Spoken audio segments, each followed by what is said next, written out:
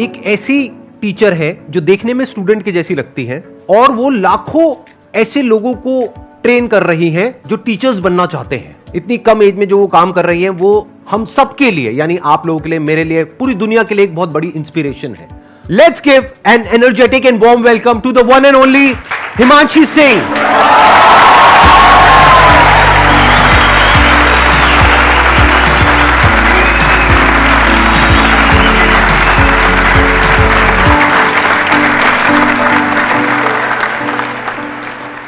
आपने 6 साल पहले अपना YouTube चैनल शुरू किया था लेट्स लर्न के नाम से।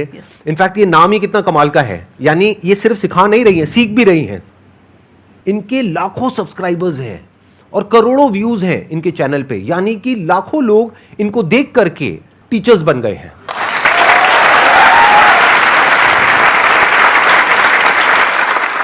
Thank you sir for having me here. और मैं 2-3 बातें हैं जो कहना चाहूँगी आपको। मैंने फर्स्ट टाइम आपको देखा था 2012 में, मेरे 10th के एग्ज़ाम्स हुए थे, और 2012 10 साल पहले। उसके बाद मैंने आपका द अनस्टॉपेबल अटेंड किया था जो आपके बर्थडे पे हुआ था 27th आपने लाइव अटेंड किया था? राइट। ओ, मेरे को नहीं पता था, मतलब यू वर इन द आप त्यागराज स्टेडियम में वहां पे जो हुआ था वहां पर थे आप? बिल्कुल। आज सुबह मेरी सिस्टर ने भी यही कहा मुझे, 3 बजे हम मैसेज पे बात कर रहे थे, थोड़ा मैं काम कर रही थी, कि शी साइड के अच्छे से करना। और last time I heard Sandeep Maheshwari was in Thyagaraj with you, और नेक्स्ट टाइम भी मैं जब उनको देखूंगी, वो एक्चुअली यूट्यूब नहीं देखती हैं, बहुत कम देखती हैं, तो तेरे साथ ही देखूंगी, तो वीडियो का मेरे को इंतजार रहेगा। तो मतलब मुझे भी थोड़ा सा अच्छा लगा, वो टाइम बिल्कुल याद आया।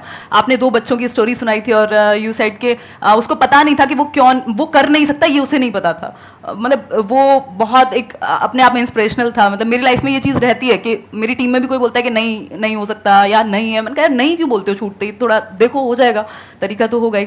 तो बहुत इंस्पायर किया आपने सर, जो मुझे बहुत अच्छी क्वालिटी लगती है आपकी। थोड़ा सा बुद्धिजीवी होते हैं लोग तो टाइम के साथ उनको लगता है थोड़ा मुश्किल दो कुछ, मतलब भारी बातें, भारी किताबें या कुछ, आप बहुत ही मुश्किल बात को भी बहुत आसानी से समझा देते हैं सबको। वो मुझे बहुत अच्छी क्वालिटी लगती है आपकी कि आप बहुत सिंपल तरीके से समझा देते हैं। Thank you so much. अब हम क्वेश्चन आंसर शुरू करें। मैम मेरा क्वेश्चन, पहले मैं बेस बताती हूँ कि मैं ऐसा क्यों पूछ रही हूँ, because I am also budding educational YouTuber like you are an inspiration to me. And मैं कल आप ही की वीडियो देख के आई हूँ जो अमन धतरवाल सर ने आपका इंटरव्यू लिया था, एंड मतलब okay I am excited. So the question is कि every YouTuber starts as a one man army, single handedly हम सब कुछ करते हैं, बट एक पॉइंट आता है जब you have to build a team, तो मुझे वो प्रोसेस समझना है that how does it happen, क्योंकि एकदम से आप पूरा एक लार्ज स्केल प्रोडक्शन, एक टीम नहीं ले सकते। सो वो स्टेप बाय स्टेप कैसे किया जाए फॉर एवरी बडिंग यूट्यूबर या जो भी स्टार्ट करना चाह रहे हैं उनके लिए कोई गाइडेंस? बेसिकली इसके ना 2 तरीके हैं, या तो आप खुद से टीम बिल्ड करें, एक बड़ी सी टीम जो आप कह रहे हैं, या फिर आप किसी के साथ कोलैबोरेट कर लें एक लेवल के बाद। क्योंकि अगर आप टीचर हैं तो वो थोड़ा सा एक टाइम पे वो फ्रिक्शन क्रिएट होगा, लोग आएंगे, वो फिर उनको ऑफर देंगे जिनको आप सिखा रहे हैं या जिनके साथ आप जुड़े हुए हैं, एक टाइम पे वो टूट के चले जाएंगे कहीं और, तो वो सब होता है। वो बहुत बड़ी अपने आप में एक पॉलिटिक्स जैसा ही है। तो अगर आपकी पर्सनैलिटी वैसी नहीं है, मतलब मैं पर्सनली मानती हूँ मेरी वैसी नहीं है, तो उस केस में आप कोलैबोरेट कर सकते हो। बाकी इंडिविजुअली बहुत कुछ किया जा सकता है। मुझे याद है 1.5 मिलियन तक भी मैं इवन टाइप भी खुद कर रही थी क्वेश्चंस, जबकि उस टाइम पे वीडियोस की भी ज़्यादा नंबर ऑफ वीडियोस बनते थे। तो अकेले भी बहुत कुछ किया जा सकता है, बट हाँ, एक टाइम के बाद आपको टीम बिल्ड करनी ही पड़ेगी। अभी भी ज़्यादा बड़ी टीम मेरी पर्सनल लेवल पे नहीं है, क्योंकि मैं शेयर होल्डर हूँ एक कंपनी में, तो वो या तो डेलीगेट होती हैं चीज़ें या फिर मैं खुद कर लेती हूँ। और इसका फ़ायदा है क्योंकि मैंने एक चीज़ खुद से स्क्रैच से की है, तो अभी भी जैसे मेरी टीम में भी कोई नया इंसान आया, वो कहेगा दीदी ये नहीं होगा, ऐसे नहीं होगा। मैंने कहा यार कैसे नहीं होगा, मतलब करके देखो ना, मुझे पता है कि कैसे चीज़ें बिल्ड हुई हैं। इन्होंने एक बहुत अच्छी बात कही है कि क्या होता है कि जब आप खुद एक काम को कर लेते हैं ना, जैसे इन्होंने 1.5 मिलियन तक खुद सब कुछ किया, तो अब अगर ये आगे टीम बिल्ड करेंगी तो उनसे अच्छे से काम करवा सकती है। और जब वो काम एक लेवल पे आ जाए, जब आप उसको खुद नहीं संभाल पा रहे हैं, तब आप टीम को इन्वॉल्व कर सकते हैं और उनके लिए भी एक विन विन सिचुएशन क्रिएट कर सकते हैं, ताकि वो रिटेन भी हो, नहीं तो वो छोड़ करके चले जाएंगे। और प्लस आपको खुद को आता होगा तो उनको ये भी लगेगा कि उनको आपसे भी कुछ सीखने को मिल रहा है। जैसे आई एम श्योर इनके साथ में जो भी टीम मेंबर्स जुड़े होंगे, उनको ये फीलिंग आती होगी कि हमको कितना कुछ सीखने को मिल रहा है यहाँ पे रोज, इनसे कुछ नया नया। तो ये एक बहुत बड़ी मोटिवेशन होती है। सिर्फ पैसे से आप किसी को नहीं रोक सकते हैं, उसकी ग्रोथ भी होनी चाहिए। वो ग्रोथ तब हो पाएगी जब आपकी खुद की ग्रोथ एक लेवल पे हो चुकी होगी।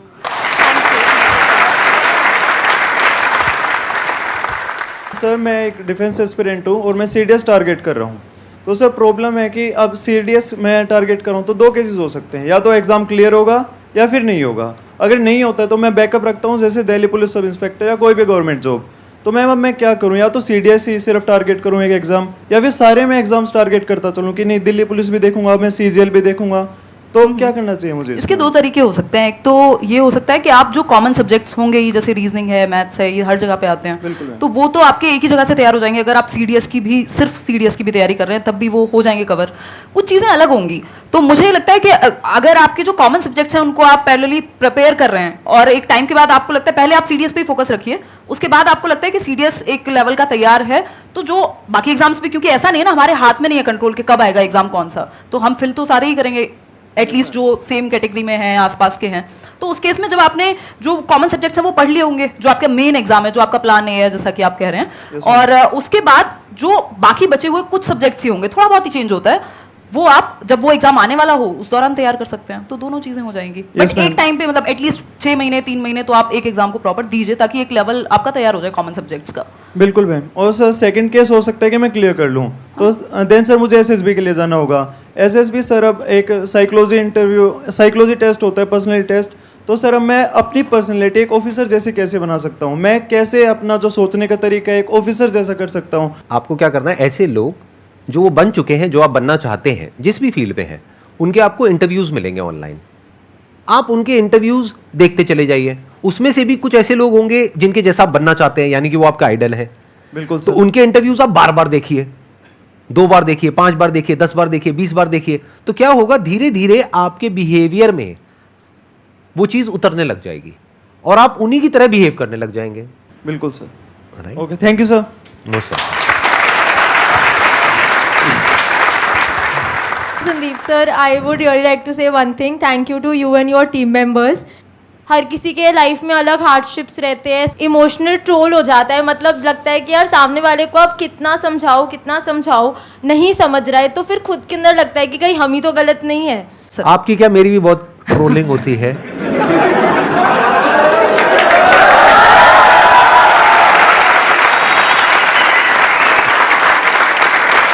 मेरा सिंपल सा इसमें आंसर ये है, लाइफ में हमसे गलती हो जाती है तो हाथ जोड़ करके सामने वाले से माफी मांगो।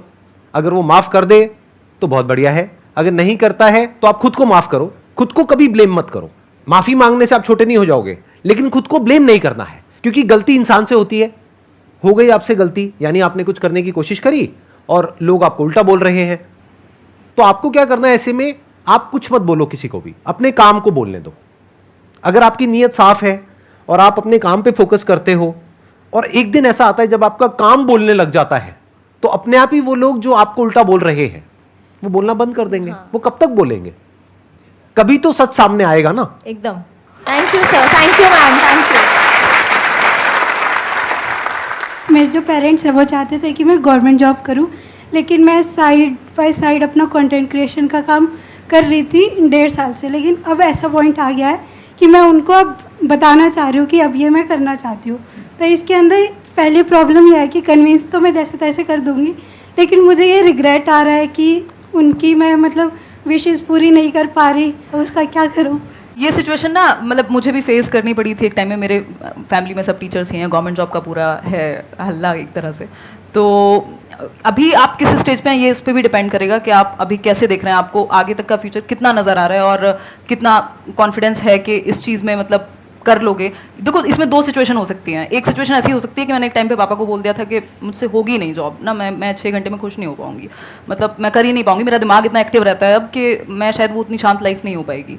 तो या तो आपको अंदर से ये चीज़ लग रही हो कि यार यही करना है अब, तो मतलब आप जी भी नहीं पा रहे हो, मतलब आपको वो है अंदर से कि एग्जाम आ रहा है, बट आपका ध्यान उस चीज़ पे जो आप कर रहे हो एग्जैक्टली। तो अगर वो उस लेवल का है तो फिर तो देखो कन्विंस कर ही लेना चाहिए, और उनको बोल भी सकते हो, 1-2 साल का टाइम ले सकते हो। इसी लेवल का है, इसलिए कॉन्फिडेंस है, कर लूंगी convince। बिल्कुल, जब है तो फिर तो करके देख लो। और दूसरा, टाइम है, 1-2 साल में कौन सा दुनिया खत्म हो जाएगी, मतलब आप कर सकते हो बात। तो घर पे बात करो, थोड़ा सा, थोड़े दिन रहेगी, वो रहता है, सब जगह पे रहता है। और मतलब मैं वैसे कहती थी अपने दोस्तों में एक टाइम पे कि यार पैशन ना आपको समझ आता है, थोड़ा बहुत उनको आ जाएगा, बट उनको ना वो बाहरी मटेरियलिस्टिक चीज़ें या सोसाइटी की अगर हम बात कर रहे हैं या पेरेंट्स की भी कुछ हद तक, क्योंकि उनको आपकी सिक्योरिटी चाहिए, उनको ऐसा नहीं है कि आपसे कोई बहुत बड़ा पैसा चाहिए या कुछ, तो वो टाइम के साथ आ जाएगा अपने आप, फिर वो चीज़ अपने आप ही आपकी साइड लाइन हो जाएगी, आप खुद ही उनको भी आंसर मिल जाएगा। और इवन लास्ट ईयर भी आई थिंक वैकेंसी आई थी, तो मेरी मम्मी कह रही थी कि फॉर्म फिल कर दे। मैंने कहा मम्मी कैसी बातें करती हो और इवन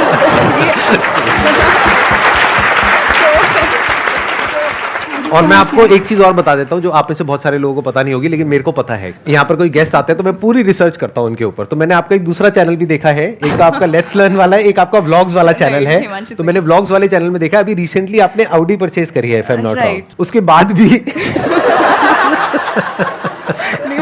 आप समझ पा रहे हैं ना? हाँ, तो इसलिए थोड़ा रिलैक्स रहिए, घर वालों को धीरे धीरे समझ आएगा। जब आपके पास 2-4 प्राइवेट जेट आ जाएंगे तब हो सकता है वो आपको भूलना बंद कर देंगे। तब तक सुनते रहिए, आराम से सुनते रहिए। साइड में आप तो है मोटिवेट करने को, जब साइड में मैं तो हुई, मैं तो साइड में ही।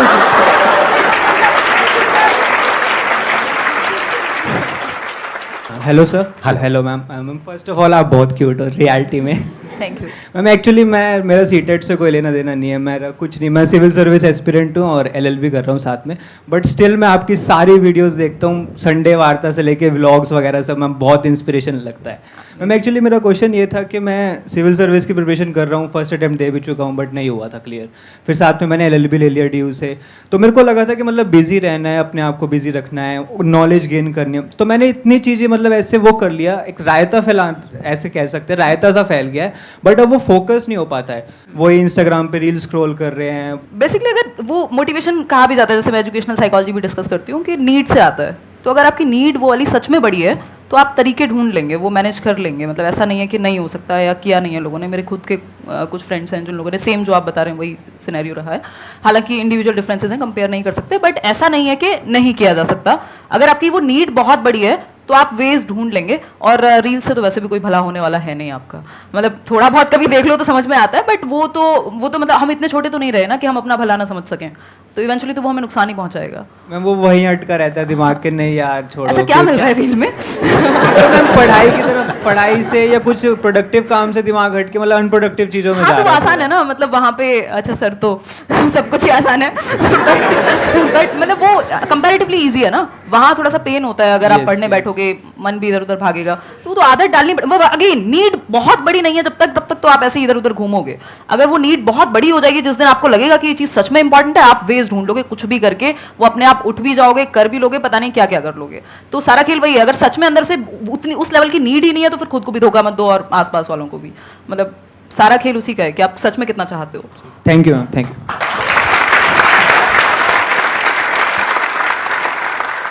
मेरे साथ ये हैबिट है एक तरफ से कि मैं अगर कोई पर्टिकुलर डेस्टिनेशन पे हूँ, कोई जॉब अगर मैं कर रही हूँ, कोई मैं डेजिग्नेशन कर रही हूँ अभी, तो मैं उसको ना ज़्यादा देर तक मैं कैरी नहीं कर पाती, मेरा इंटरेस्ट ख़त्म हो जाता है बहुत ही ज़्यादा जल्दी।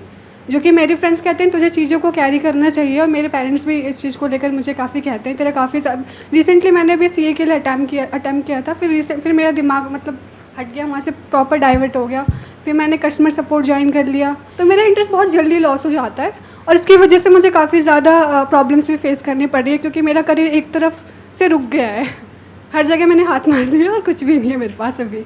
तो मुझे ये एक तरफ से मुझे जानना है कि मीन्स एक जगह पर कैसे रुके। तो ये सर से क्वेश्चन था कि मुझसे था? मैम आप दोनों से ही है क्वेश्चन। अच्छा, आप ये कह रहे हैं कि एक जगह पे टिक नहीं पा रहे हैं, बट मुझे लगता है कि अगर आप सच में काम कर रहे हो, मतलब जो भी आप अलग अलग जॉब्स कर रहे हो, अगर वहाँ सच में एक्सपीरियंस ले पा रहे हो और ईमानदारी से वो चीज़ कर रहे हो, सीखने को मिल रहा होगा बहुत कुछ, तो नुकसान नहीं है उस चीज़ में। मतलब कई बार हमें क्या चाहिए, हमें सारे आंसर्स पहले से चाहिए, बिल्कुल सेट होना चाहिए, स्क्रिप्ट थोड़े ना है, मतलब जिंदगी है, थोड़ा बहुत तो इधर उधर जाएगी। तो अगर आप सच में काम कर रहे हो, चिंता तब होनी चाहिए। अभी मेरे पास एक टीम मेंबर हैं, तो वो कल परसों कहने लगे कि दीदी मुझे ना इस बात की टेंशन हो रही है, किसी ने मेरे से पूछ लिया कि फ्यूचर का क्या है या क्या सोचा है। तो मैंने कहा तुम्हें इस बात की टेंशन क्यों है? टेंशन उन लोगों को होनी चाहिए जो कुछ नहीं कर रहे हैं। तुम यार मेरे सामने बैठे हुए हो, मेहनत करते हो, इतने मेहनती हो, 4 चीजें सीखते हो, फिर किस बात की टेंशन है? ग्रोथ तो हो ही रही है ना। तो जब कुछ ना कुछ कर ही रहे हो तो फिर नुकसान तो नहीं होने वाला, एटलीस्ट कुछ ना कुछ तो कर ही लोगे, मतलब वो सीख तो रहे हो ना एटलीस्ट। तो वो सीखना इंपॉर्टेंट है। अगर आपको अभी नहीं मिल रहा जवाब के एग्जैक्टली क्या करना है, मिल जाएगा, बट प्रोडक्टिव अगर आप हो, सच में कुछ कर रहे हो मेहनत से, तो इवेंचुअली सही दिशा ही होगी। ऐसा नहीं है कि कोई कि मतलब आप गलत जगह पे जा रहे हो। वो प्रॉब्लम तब है जब आप बैठ के डे ड्रीमिंग कर रहे हो। अनटिल अनलेस आप काम कर रहे हो तो फिर तो कुछ ना कुछ तो सीख ही रहे हो।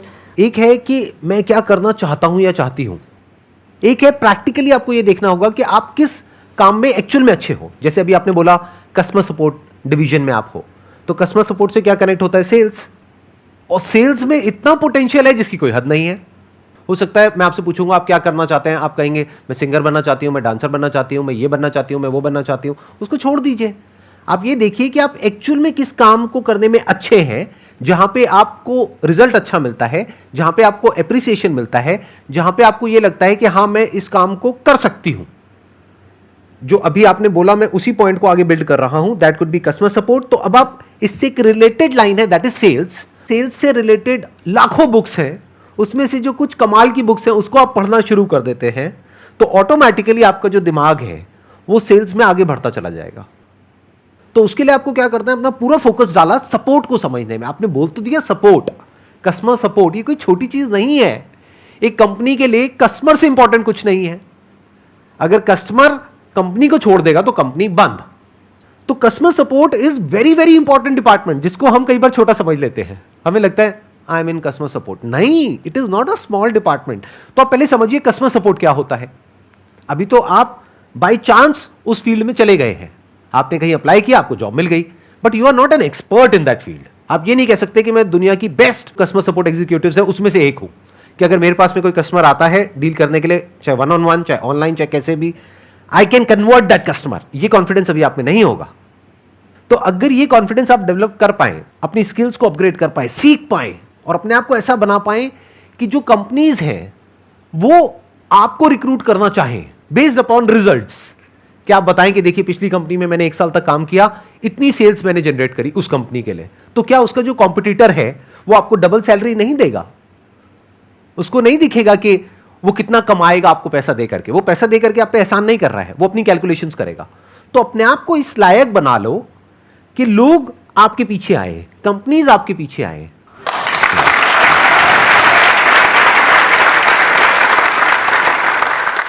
Ma'am, as you said that you used to live near a village type area and you started at a very young age. Right. So I want you to share the both supportive and unsupportive sides of the society. जो आपका ये question है कि supportive और unsupportive, जैसे ही हम जो traditional ways नहीं हैं, जो थोड़ा सा हटके हैं, आउट ऑफ द बॉक्स चीज़ें हैं या अभी उतना कॉमन नहीं है, उन चीज़ों में जाते हैं तो कई बार लोगों को समझ ही नहीं आता। इवन मैं अभी कुछ टाइम पहले अपनी नानी से मिलने गई थी, तो वो 90 प्लस ईयर्स की हैं, तो मुझे पता नहीं कितना टाइम लगा उनको समझाने में कि मैं क्या करती हूँ और उनको कितना ही समझ आया होगा, अभी भी मुझे पता नहीं है।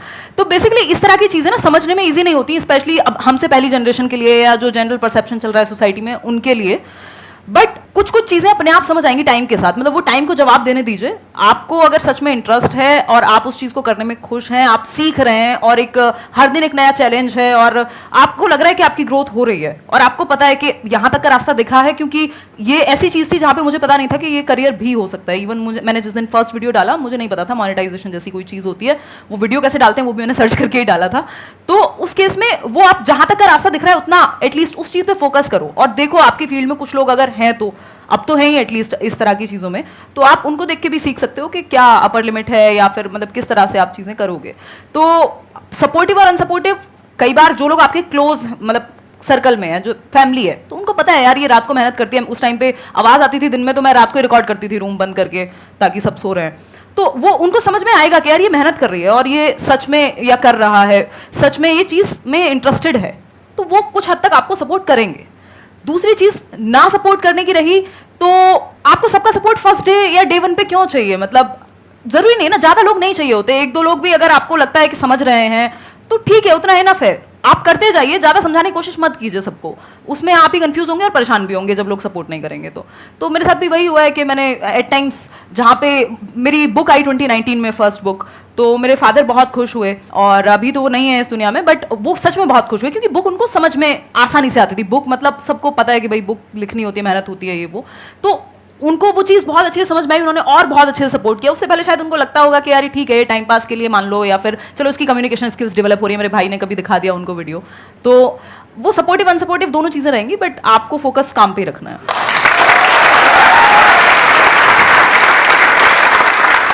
मेरे अंदर से सही में एक क्वेश्चन आ रहा है आपके लिए, मैं पूछ सकता हूँ बिल्कुल आपसे सर, बिल्कुल। कि इतनी कम एज में इतनी मेच्योरिटी आई कहाँ से आपके अंदर?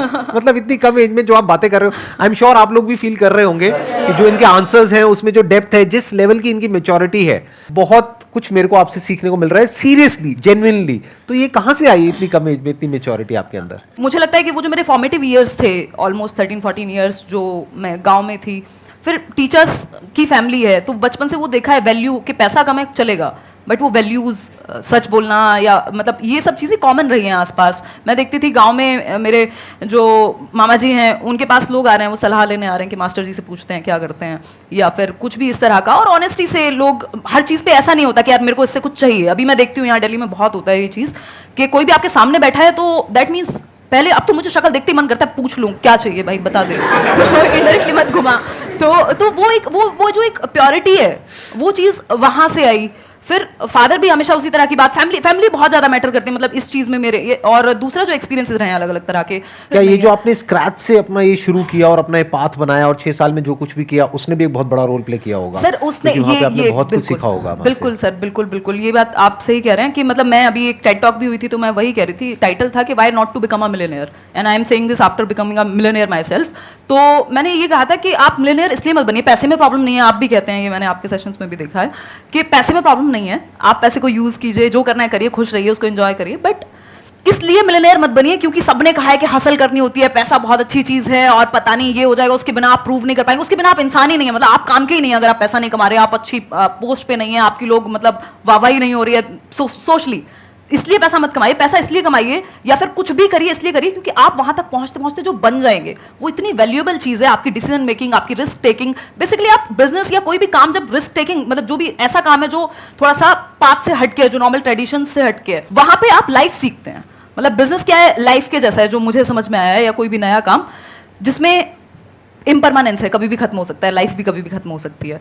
दूसरा, रिस्क लेना ही पड़ेगा आपको, आपकी जो स्टेबिलिटी है, मतलब जैसे लाइफ चलती है वैसे ही कुछ भी आप नया करते हैं तो वो वैसा ही है, आप जिंदगी सीख रहे हैं अगर आप काम सीख रहे हैं, कुछ भी काम कर रहे हैं, तो वो बहुत कुछ सिखाया है मुझे। तो इसलिए मतलब पैसा कमाइए या अच्छा काम करिए, कुछ भी करिए, इसलिए कि आप वो जो बन जाएंगे वहां तक पहुंचते पहुंचते, वो उसकी वैल्यू मतलब पैसे में तो नहीं रहेगी एटलीस्ट। तो दैट्स व्हाट आई फील।